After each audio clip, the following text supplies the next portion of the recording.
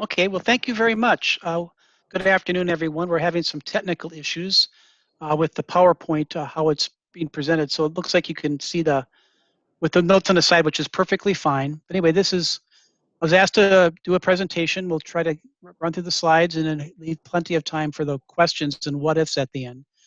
But how to plan for and respond to campus activism. Uh, if we weren't under the current COVID guidelines, I think we would probably be having a fairly sporty fall on our campuses with activism and protest and things like that.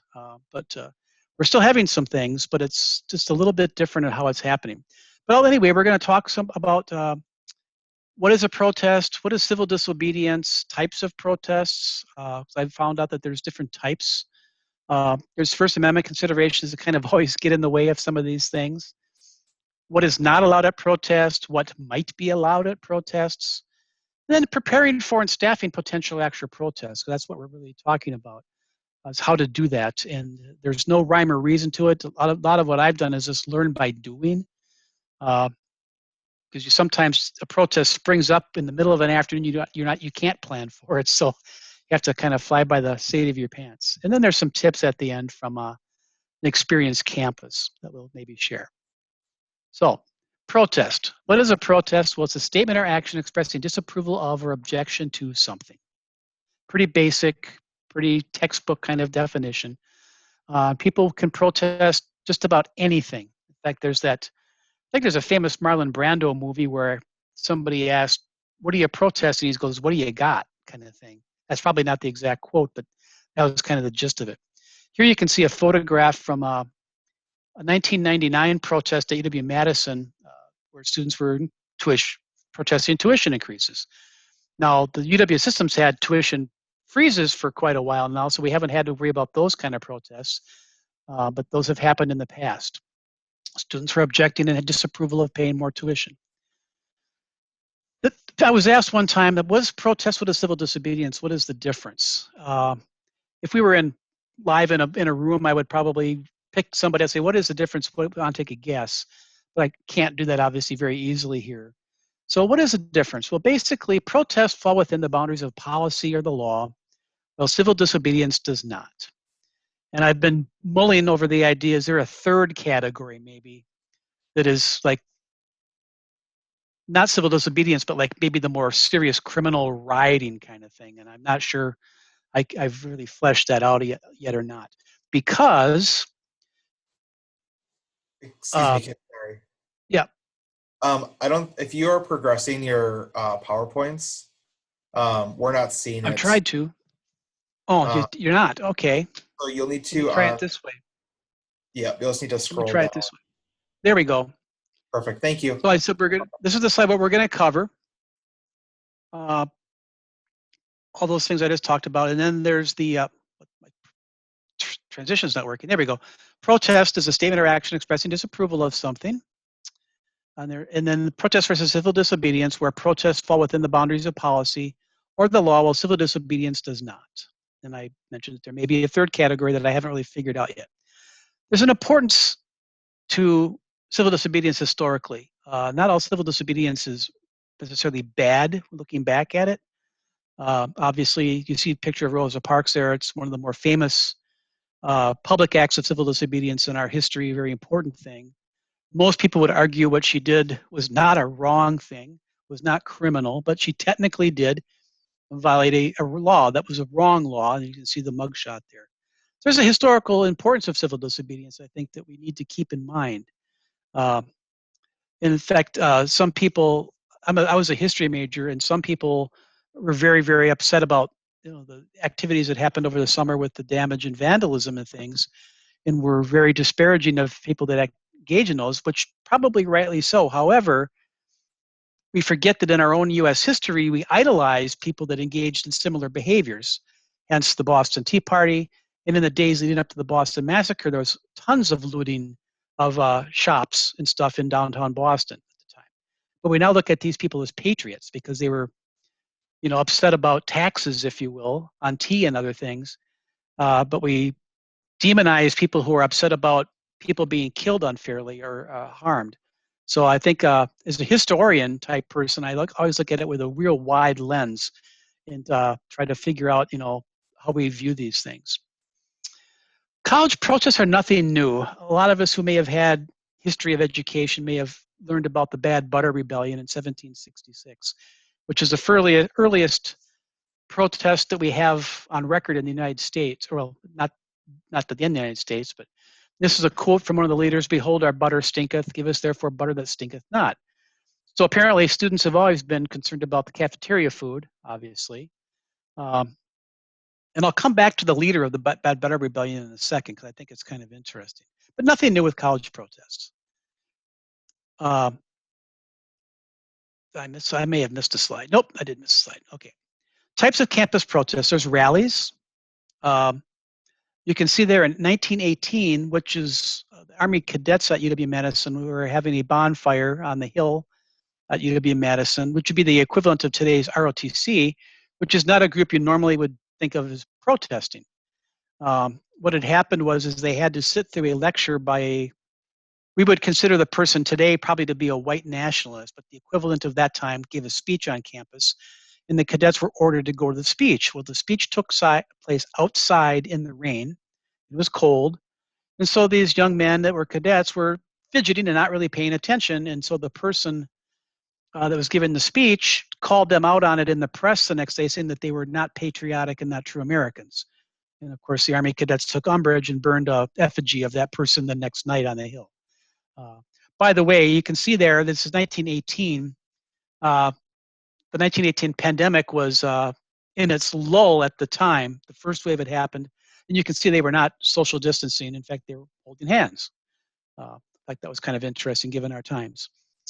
Types of campus protests. There's sit-ins and occupying space. The picture on the left is from UW-Madison protesting Nixon and Watergate at one of our libraries.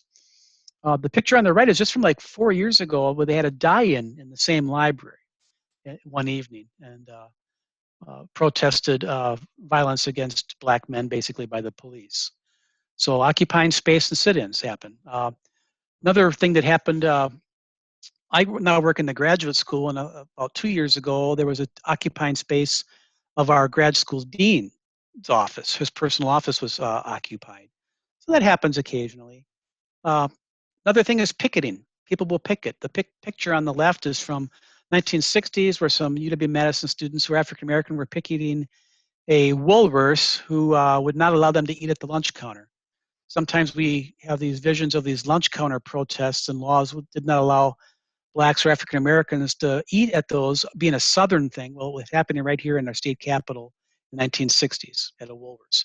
On the right happens to be the first protest I went to at UW-Madison as a staff member. There was a career fair in engineering, and the firm Halliburton was recruiting, and people were very upset about Halliburton giving some of the things that were alleged to be being done in Iraq and the Middle East by them as a contractor. So that's the first one I actually had to staff here in my previous job.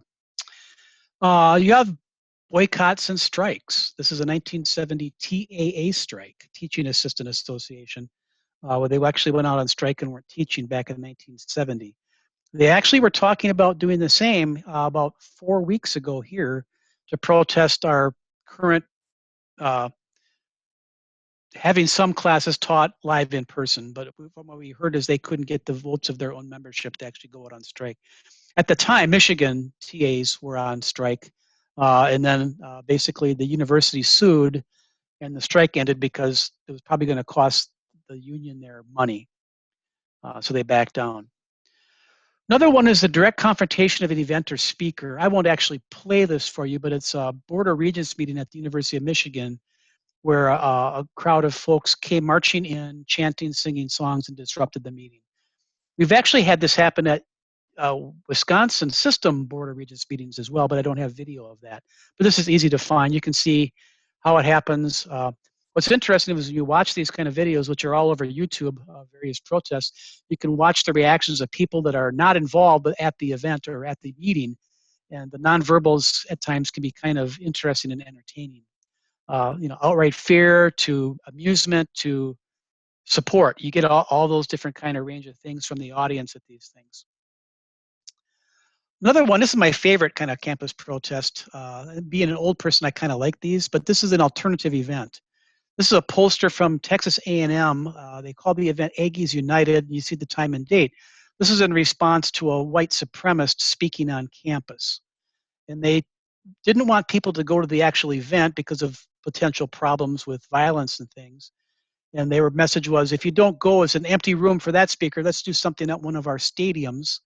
So they had a big event with music and speakers. They brought in a Holocaust survivor to speak. It was a good event. Those take planning, and they also take a lot of money because it costs them quite a bit. But those are something you can also encourage people to do as an alternative event on campus to counteract the message that's being sent out if the message is counter to the university's philosophy and mission, which sometimes it is. One of my favorite alternative events that I've heard of is when some white supremacists were at a state capitol, not in Wisconsin, but somewhere else. I think it was actually a Klan rally. And they used to tend to do these rallies on the state capitol steps. Well, the counter protesters organized it so that no one went there to counter protest, but the message was tomorrow morning at 9 o'clock, be at that location. And so they had it organized where they had a whole bunch of mops and buckets. They had the fire department pull up. They hosed down the steps where the Klan stood, and people symbolically washed the filth off the steps of the state capitol. The press was there. The mayor gave a speech, other speeches by community leaders. And I think it was much more powerful than actually standing there yelling at the Klan. And I thought, so I do like alternative events when at all possible. Why protests are important? They are important. The right of free speech and dissent, which both the Constitution and our own university traditions not only permit but cherish. This is a quote from something called the UW-Madison Crow Report of 1968, which was drafted during the height of the civil rights era. And we're going to come back to the Crow Report a little bit later as well. But protests are important. It's very important that people are able to exercise their free speech rights on our campuses. However, they're concerning as well. This is from a book on free speech on campus by a professor at Princeton named Whittington. This is a real good quote I found in the book. Protests can be invigorating and rousing to an audience, but they can also be discomforting and intimidating.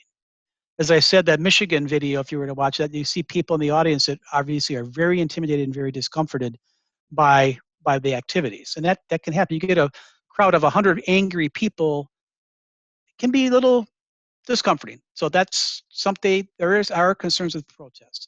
They also have the possibility of having violence break out, which we want to avoid.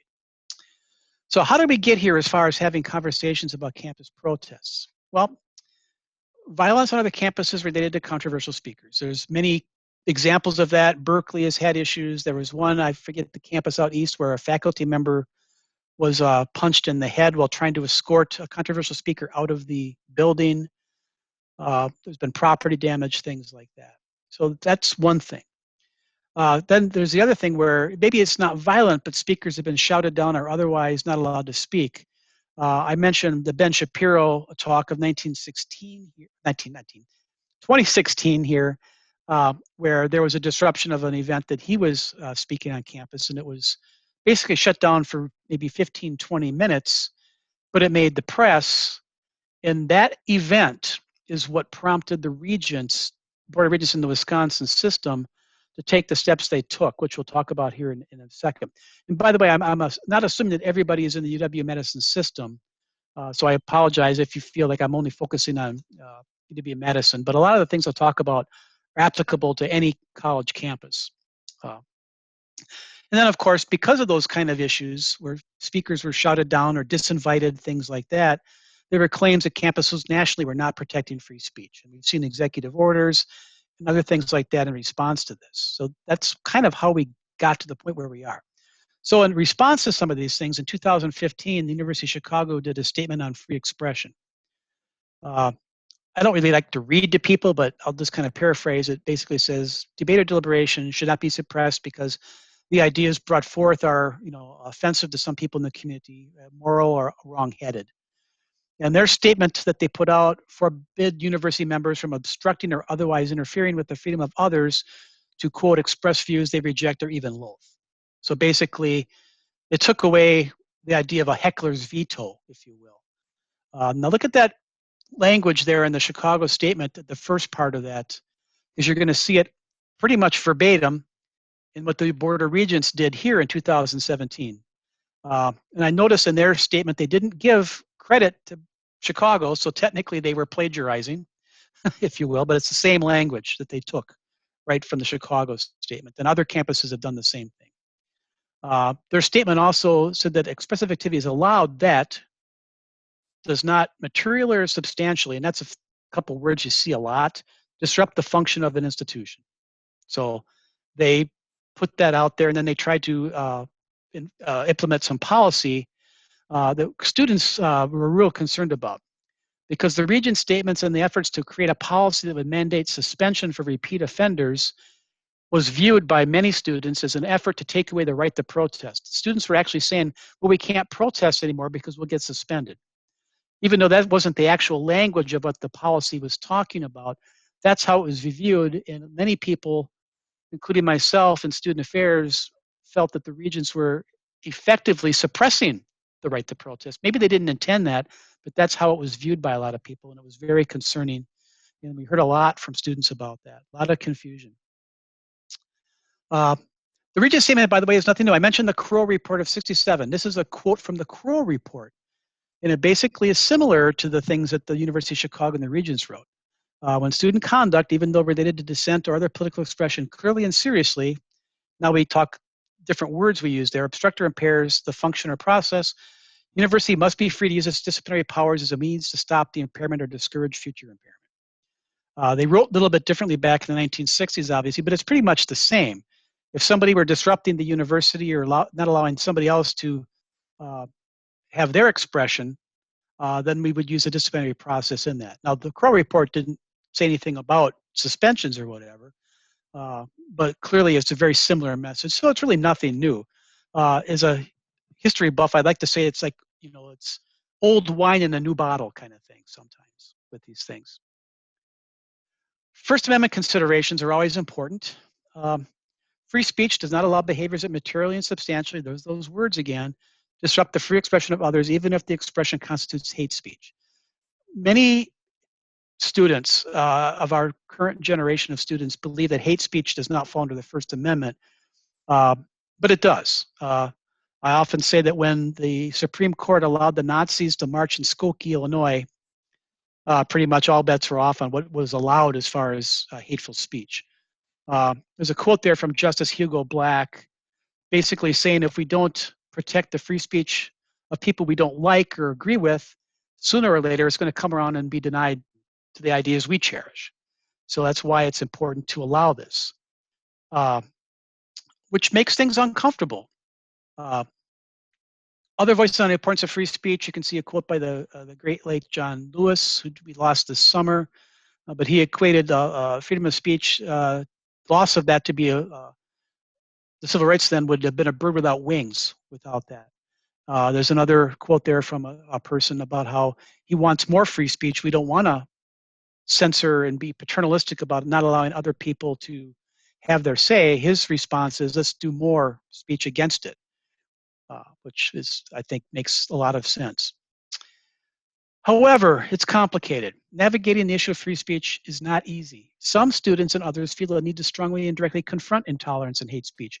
When you talk to students about, you know, don't go to the white supremacist speaker on campus, they're like, no, I have to be there to directly confront that. You know, somebody like myself would say if the room is empty, except for media, that sends maybe a more stronger message that the message is not being accepted. But many people feel the need to go there and directly confront that, which I respect that. I think that is a very valid point of view. We also need to recognize the damage the current climate causes and how the use of free speech by others can affect some students' sense of belonging and emotional well-being. You know, by allowing the Westboro Baptist Church on campus, which we had a few years ago at Madison, what does that do for the climate of our LGBTQ students? It has to affect their sense of belonging and emotional well-being just by the mere presence of those people on campus. So we need to recognize that and own that. We also need to affirm the right to protest and even encourage it when appropriate. There have been times when students have been upset about something, and I have said, feel free to protest it. If you want me to go over how you can do that, I'm happy to do that. Not how, but some ways you can do that. Because my next thing is, so don't tell people how to protest, give them some appropriate parameters, which I think is important as part of the educational process. So yeah, it's okay to encourage students to protest within reason, obviously. Things that are not allowed to protest. This is actually from Chapter 18, basically, UW System Code. Some of these are very similar to what other campuses might have. Private institutions obviously are much more able to limit speech than a public university, but most of them still have similar standards. What's not allowed at most places, you can't block entrances to buildings, classrooms, offices, or stairwells. We have a sign policy that's students can have signs on sticks, but they can't bring the signs into the building if it's on a stick. The police say sticks can be turned into a weapon or tinder for a fire. So outside is fine, but not inside. Sound amplification equipment cannot be used without authorization, and there's a way to do that on campus. We've had student groups get permission to use, loudspeaker systems for protests on campus. We've even allowed it in the middle of the day because we've researched where it was, what classes were in the area, and we figured that there would be no disruption to classroom instruction, so why not let them have that? Can't occupy an office unless invited by the occupant. I mentioned it happened in the dean of the graduate school's office a couple of years ago. Creating a volume of noise that interferes with university authorized activities, in other words, shouting down a speaker or other things. Sometimes protesters can get very creative. They might, they might, for example, go into a speaker, have like 50 people in the room, and have it arranged that constantly people are calling them on their cell phones, and the ringers are turned up real loud. So there's constantly phones ringing all over the room. So that's another thing that sometimes might happen with volume of noise. To create disruptions that interfere with university activities. That's a real wide one. Could be all kinds of disruptions. Closing down streets, blocking off food service areas, things like that have happened.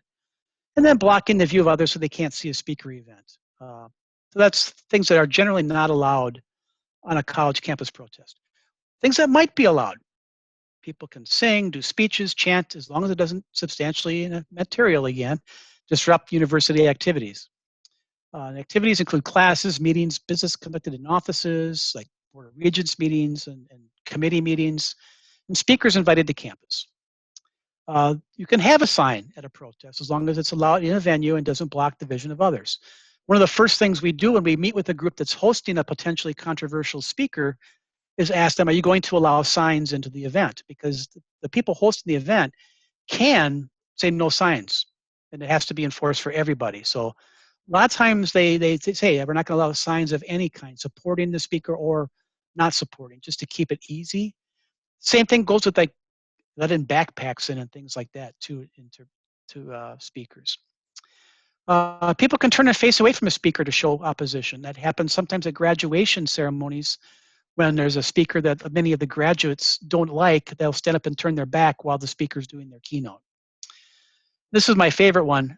It's okay to boo and hiss in response to something the speaker says, as long as it is a very short duration that does not materially and substantially disrupt the speaker's presentation. In other words, there's no right to a sympathetic audience. So if a speaker is willing to put up with a short amount of applause to something they say, they need to also be willing to put up with a short amount of booing or hissing or other kind of, in England they yell shame, they're in Parliament or whatever. So as long as it doesn't materially substantially in its short duration, that would be fine to disagree verbally with the speaker. Oh, my transition is kind of going weird. Okay, planning for protest activities. This is some things that I think are important to consider when you're thinking about protest activities and how to plan for them. The first thing is having good intelligence is important.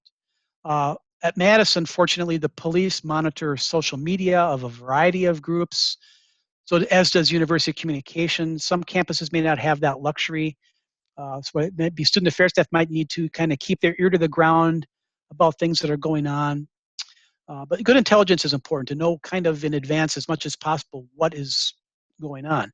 And sometimes students are good about not allowing their plans to be out there. When I mentioned the takeover of the grad dean's office, they kept that completely under wraps. We had no idea it was going to happen. And of course, it happened at 4 o'clock on a Friday afternoon, too, as these things often will. Then do your homework on potentially controversial speakers. Sometimes we've had speakers, I had no idea who they were. So you go to Google, look them up, kind of learn a little bit about them. And then you look and see where else they've spoken. Have they spoken on another college campus recently? If so, you call that campus, ask them, did you have any problems with that speaker while they were there? What did you do to try to keep a lid on things? So you do your homework on those kind of things.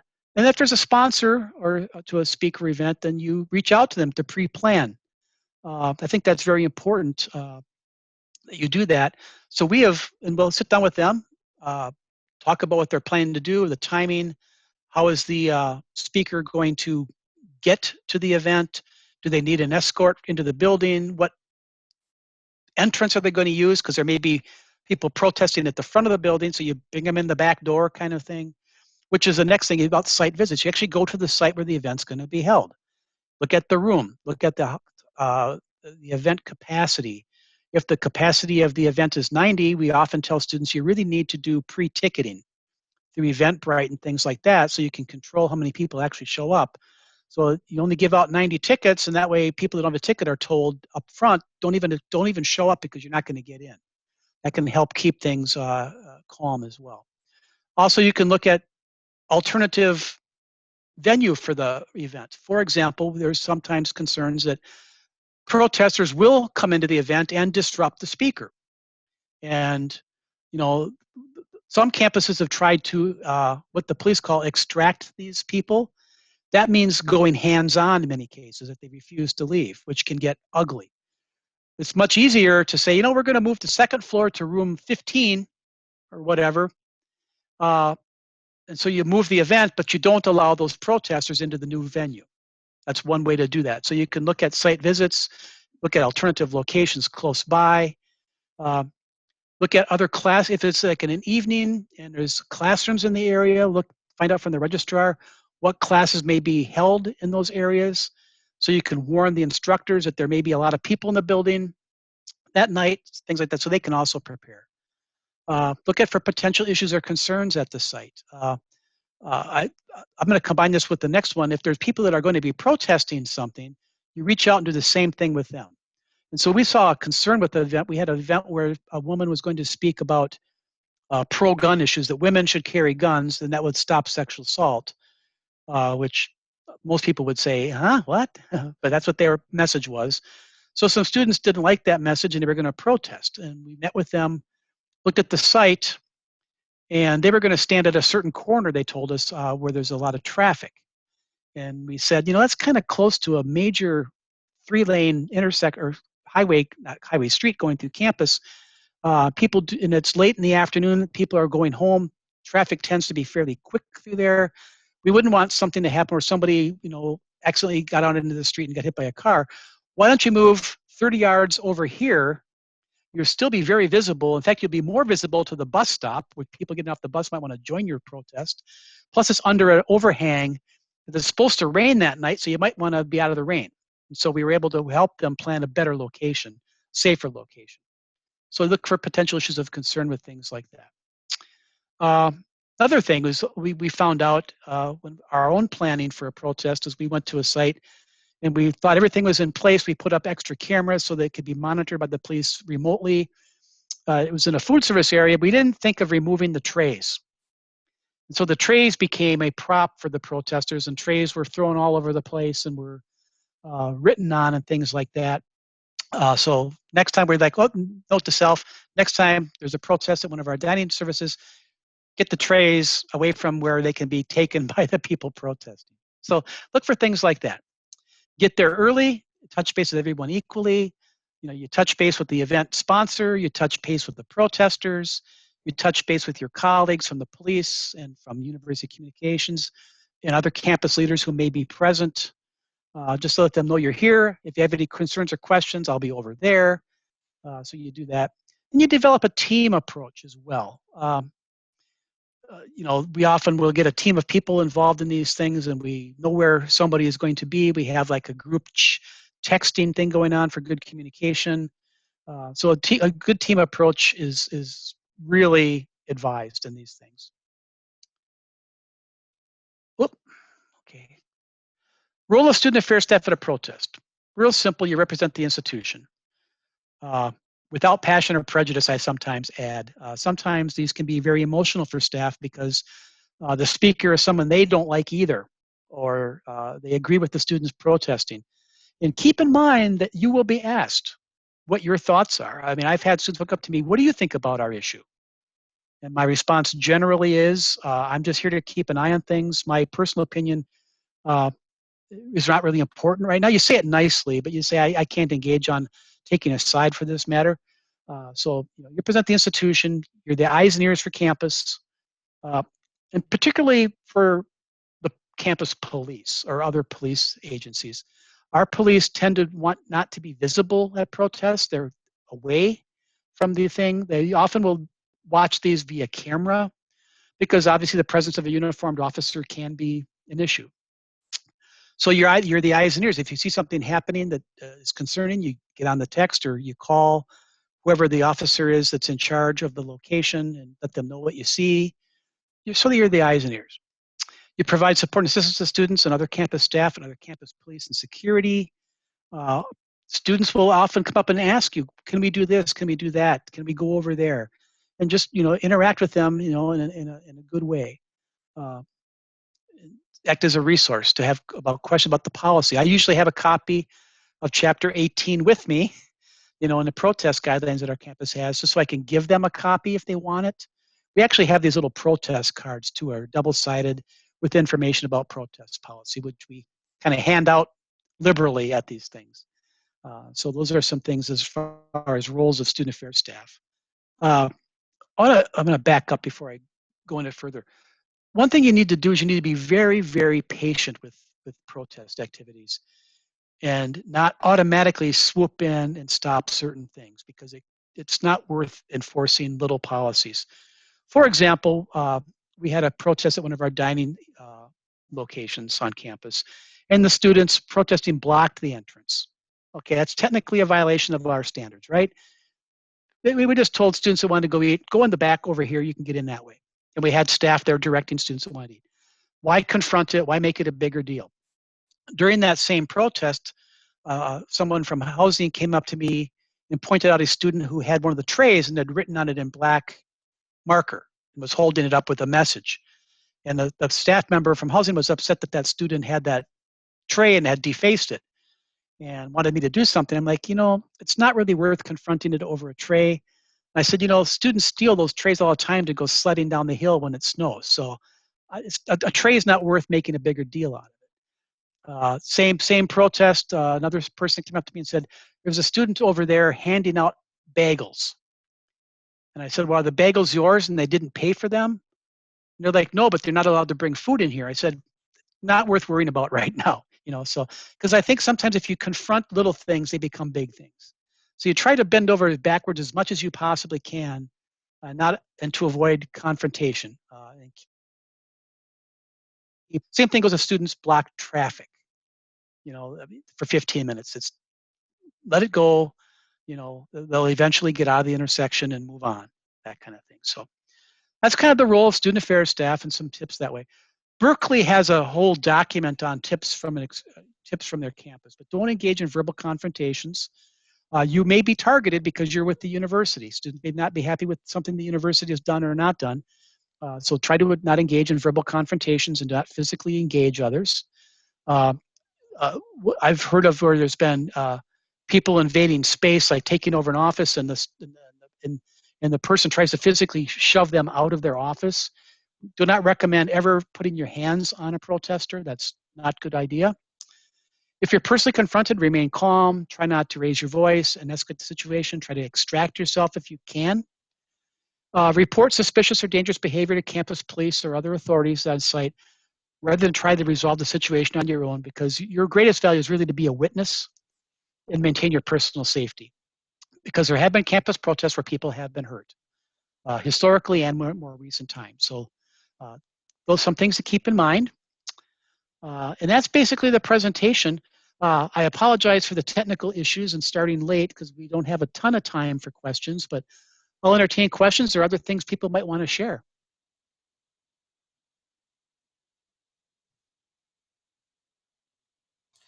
Yeah, and if you have any questions, either write them in chat or feel free to unmute yourself. We have a little bit smaller of a group than our, since we have 2 sessions going on. So if you need to unmute yourself to ask your question, you're welcome to do that as well.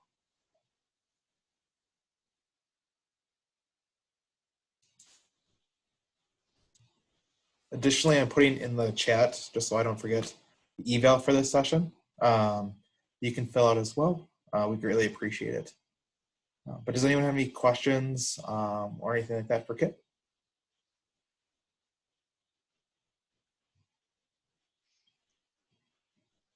I couldn't have covered everything all that well if there wouldn't be at least one question, right? I have a question. Can you hear me? This is Amy. Hi, Amy. Hi. Okay, so when you talked about the team of people you would recommend, you want to work in a team environment Yes. or approach, who might the key people be to include in that team, if you wouldn't mind kind of breaking down what you found in your experience? Yeah, usually you have a core bunch of usual suspects. Like on our campus, my role used to be the point person. So I would work directly with the University Police lieutenant, who was the special events coordinator. That's and one of her sergeants was the kind of the core. But then you bring in other people as needed. So if it's a protest about a certain topic, you would bring in. Well, let me back up. Other people on the core team would be somebody from University Communications, and they often rotated who would that person would be, and then other people from student affairs. Sometimes you would shoulder tap someone that might have knowledge of the student group that is protesting, or knowledge of the issue being protested. But it doesn't need to be a lot of people. A lot of times we've handled protests with 2 or 3 people there, because you don't need any more. You don't need an overwhelming, visual thing. So student affairs staff, university police, university communications. And then depending upon what it is, you bring in other people as needed. If it's a diversity issue, you bring in somebody from your diversity office, things like that. I hope that answers the question. Yes, thank you. Hello, this is Barbara Wilson from Milwaukee. I've got a quick question for you, Kipp, about events where you have had student groups sell tickets or to give out tickets. What happens when they oversell, or what have you done when you've had more people show up just hoping that they can get a ticket the night of? Yeah. Well, yeah, if we getting into the weeds of it, we really talk to the students about where they're going to allow people to come in, what entrance. That's why we go to the venue. We often block off other entrances so they can funnel people through one area to control who's coming in. We strongly encourage them to not oversell. And we tell them basically, if you get 50 people there that think they can get in because they have a ticket and the room is full, you're going to need to be the persons that tell them they can't get in. It's their event. We kind of want to put the onus on them. That generally gets them to cooperate and not oversell, at least by very much. And that's generally worked out pretty well with that approach. All